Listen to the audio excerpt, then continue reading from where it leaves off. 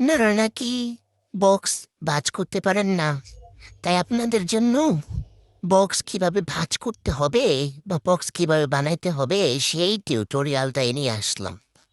দেখেন কিভাবে সবগুলো প্রথমে ভাঁজ করে নেবেন।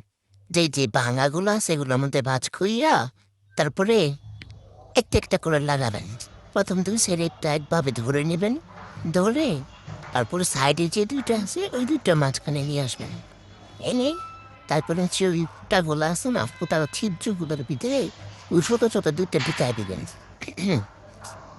আর যাই হোক তারপরে হচ্ছে এইগুলো দিয়ে তারপরে কি করবেন দিবেন, ওইটাও দিবেন, হ্যাঁ। তারপরে বা হয়ে গেল ছোট নিচের বক্সটা আঁকলেন।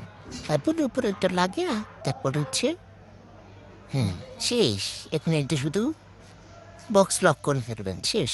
হলো না? সহজ একটা জিনিস। দেখছেন? আপনাদের জন্য কি সুন্দর করে একটা টিউটোরিয়াল দিয়ে দিলাম। থ্যাংক ইউ বলবেন অবশ্যই।